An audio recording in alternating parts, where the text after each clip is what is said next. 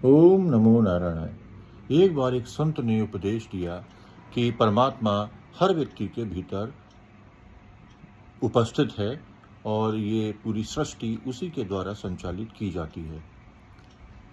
एक व्यक्ति उनके पास पहुंचा और वह बोलता है कि आपने कहा था कि परमात्मा सभी लोगों के बीच में उपस्थित है, हर व्यक्ति के भीतर वह ही विराजमान है और देखो मेरी क्या दुर्दशा हुई है।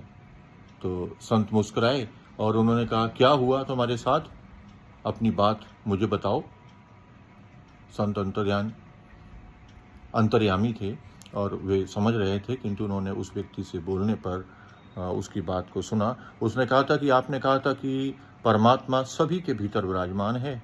तो मैं रास्ते में जा रहा था और मुझे एक हाथी ने उठा करके पटक दिया और ये मेरी हड्डी पसली टूट गई और काफ़ी इलाज करने के बाद मैं जीवित बचा हूँ और आपके पास ये शिकायत लेकर आया हूँ कि आपने बोला था कि परमात्मा सबके भीतर होते हैं, किंतु मुझे उसका ज्ञान क्यों नहीं हुआ।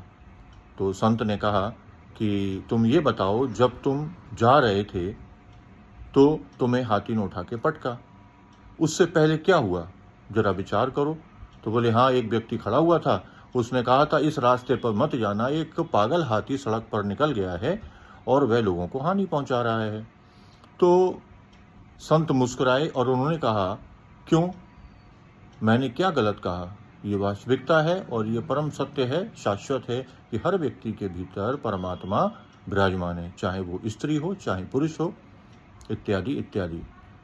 तो जब उस व्यक्ति ने कहा था उधर नहीं जाना है, कि तुम्हारे मन में ये विचार नहीं आया कि वह भी तो परमात्मा का ही अंश है, उसके भीतर भी तो परमात्मा ही है, तो उसकी वाणी को सुन करके तुम्हें वहीं रुक जाना चाहिए था।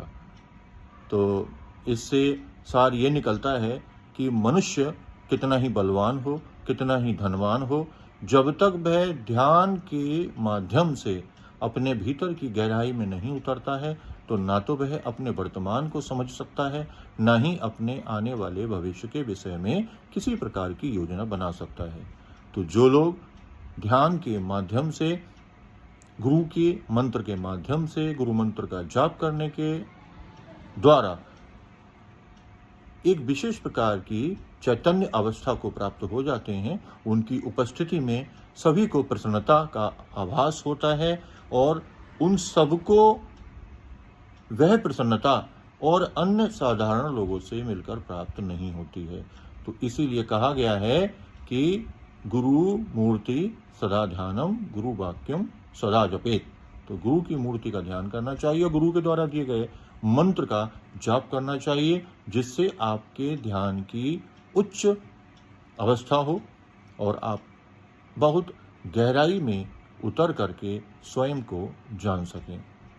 ओम नमो नारायणाय।